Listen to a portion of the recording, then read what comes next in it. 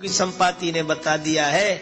अशोक वाटिका में सीता माता अशोक वृक्ष के नीचे बैठी हैं। अब 100 योजन समुद्र पार करे कौन? और गोस्वामी जी कहते हैं अपने अपने बल का सबने वर्णन किया, निज निज बल सब काहू भाखा। पर समुद्र पार जाने में संशय रहा मन में।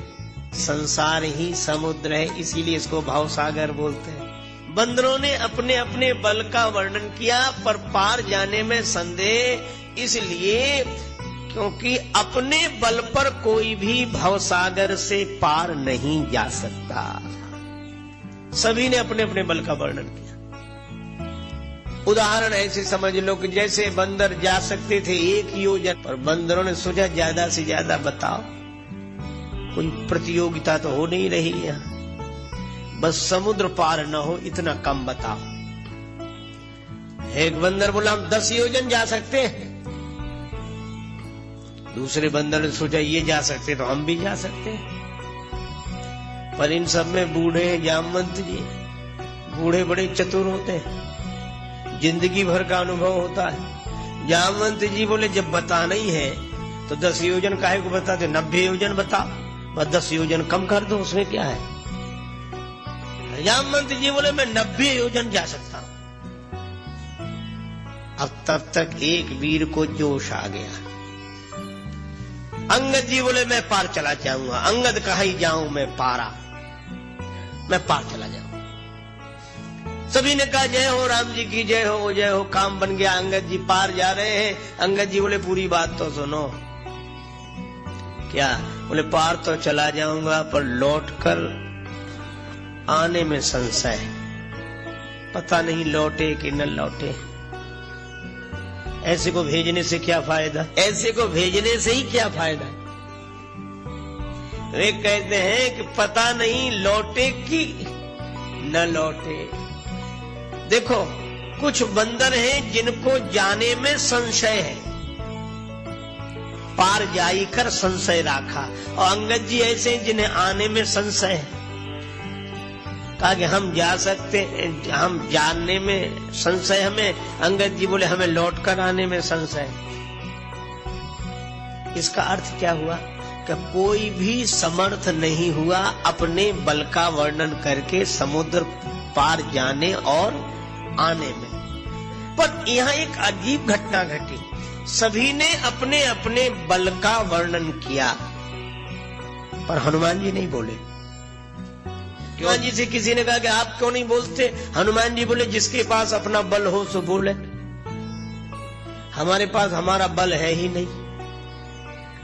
तो जामवंत जी ने सोचा कि इनको इनका बल याद दिलाएं।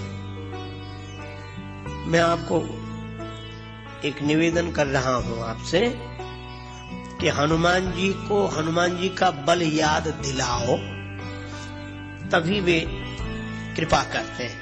ऐसी लोक मान्यता है, ऐसी हमारी धारणा है, क्योंकि हनुमान जी अपना बल भूले रहते हैं। लेकिन हनुमान जी को बल याद दिलाओ कैसे?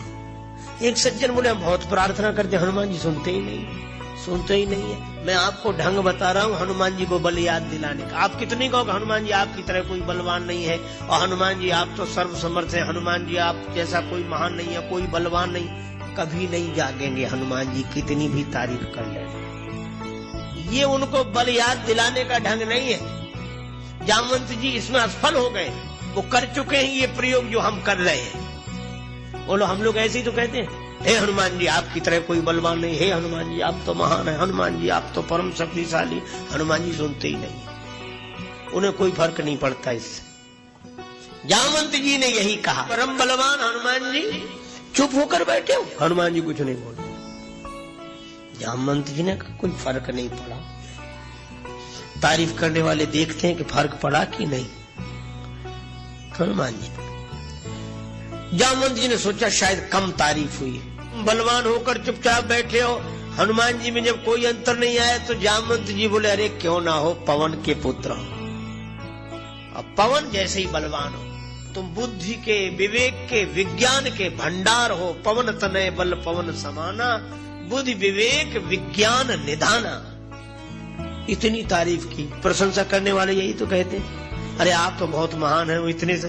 अरे आपकी परंपरा में भी ऐसे ऐसे लोग हुए, पर हनुमान जी में कोई फर्क नहीं पड़ा।